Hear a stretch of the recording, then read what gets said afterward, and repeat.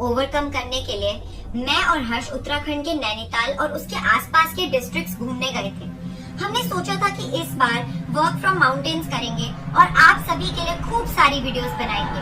हमें लगा था कि ये ट्रिप हमें पूरा रिफ्रेश कर देगा और बहुत अच्छी मेमोरीज देगा, पर कभी कभी जो सोचा जाए ऐसा होता नहीं है। अच्छी मेमोरीज के साथ साथ हमें एक ऐसी याद भी मिल गई जिसे हम आज तक भुला नहीं पाए।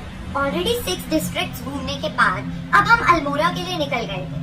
हर्ष कार ड्राइव कर रहा था और मैं अपने फोन के कैमरा में वो सुंदर जर्नी रिकॉर्ड कर रही थी कि तभी रोड की लेफ्ट साइड में हमें एक बहुत बड़ा और पुराना सा गेट दिखा। मुझे और प्रेरणा को अलग अलग जगह एक्सप्लोर करना बहुत पसंद है और इसीलिए हमने अपनी गाड़ी पार्क करके उस गेट की तरफ चल दी।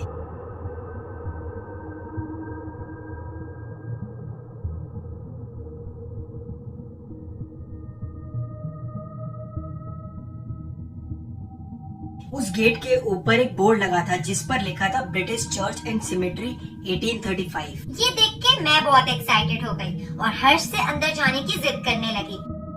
हर्ष मान गया और हम अंदर चले गए। सिमेट्री में बहुत सारी पुरानी ग्रेव्स थी जिन्हें देखकर मैं उनकी फोटोज खींचने लगी। मैं ये सब एंजॉय ही कर रही थी जब मेरी नजर हर्ष पे पड़ी। वो दूर खड़ा एक ग्रेव यानी कब्र को घूरे जा रहा था। मैं उसके पास गई और देखा कि ग्रेव पे किसी लड़की ओलिविया रिचर्ड ग्रे का नाम लिखा था। हर्ष का डरा हुआ चेहरा देखकर मुझे थोड़ी हंसी आ गई और तभी मैंने प्रेरणा को बीच में ही रोक दिया और कहा, ऐसी जगह पर बहुत तरह की एनर्जीज होती है, तुम्हें किसी भी एनर्जी की डिसरिस्पेक्ट नहीं करनी चाहिए। इनफैक्ट अब हमें यहाँ से चलना चाहिए। इतने वक्त में ऐसा पहली बार हुआ था कि हर्ष इतना सीरियस था। मैंने हर्ष की बात मानी और हम वहाँ से जाने लगे। हर्ष मेरे आगे आगे चल रहा था। वो गेट से बाहर निकल गया और फिर मुझे मुड़कर देखने लगा। मैं जैसे ही गेट तक पहुँची, मुझे किसी ने बहुत जोर से पीछे से खींचा और मैं जमीन पे गिर गई। इस झटके के बाद जब मैं खड़ी हुई तो मैंने देखा कि ग्रेवयार्ड का दरवाजा बंद हो चुका था और हर्ष कहीं पर भी नहीं था। मैं बहुत ज्यादा डर गई और चीखने लगी। बार बार हर्ष को पुकारने लगी और वो कहीं नहीं था। तभी मुझे ऐसा लगा जैसे मुझे कोई पीछे की तरफ बुला रहा है। मैं मुड़ी और मैंने देखा कि मैं उसी ग्रेव के सामने खड़ी थी जिस पर ओलिविया का नाम लिखा था। मुझे ऐसा लगा जैसे उस ग्रेव में से कुछ आवाज आ रही है और जैसे ही मैं आवाज सुनने के लिए नीचे झुकने लगी तो मुझे पीछे से एक और आवाज आई। वो आवाज गेट खुलने की थी।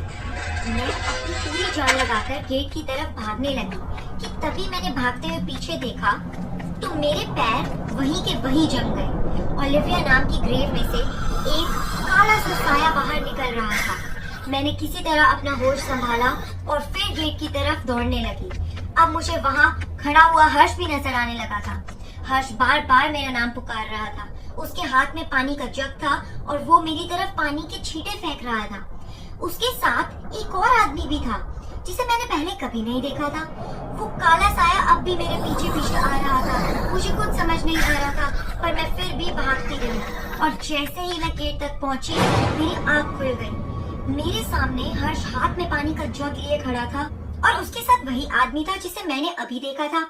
मैंने आसपास नजर घुमाई तो रियलाइज किया कि हम उसी रोड साइड पे बैठे हैं और हमारे ऑपोजिट साइड ही वो सिमेट्री है। मैं कुछ भी कहती उससे पहले ही हर्ष ने मुझे कुछ बताया कि मेरे होश ही उड़ गए। एक्चुअली प्रेरणा सिमेट्री के गेट पर पहुंचते ही बेहोश हो गई थी। मैं एकदम घबरा गया था। मैं प्रेरणा पर पानी की छींटे डाले जा रहा था, बार बार उसे पुकार रहा था पर कुछ भी नहीं हो रहा था। उसी रोड पर एक प्रीस्ट वहां से गुजर रहा था। उन्होंने हमें देखा और मदद के लिए आ गए। मैंने उन्हें बताया कि हम सिमेट्री में गए थे तो उन्होंने प्रेरणा के सर पर हाथ रखा और कुछ मंत्र बोलने लगे और कुछ ही सेकंड्स में प्रेरणा को होश आ गया। प्रेरणा को जैसे ही होश आया तो मैंने उसे गले लगा लिया। फिर मैं उन प्रीस्ट की तरफ मुड़ा उन्हें थैंक यू कहने के लिए, पर वो अचानक वहाँ से चले गए जैसे वो गायब से ही हो गए हो। फिर जब प्रेरणा ठीक हुई तो मैंने उसे बताया कि क्या हुआ था। जब हर्ष ने मुझे उस समय बताया कि मेरे साथ क्या हुआ था तो मैं बिल्कुल दंग रह गई थी।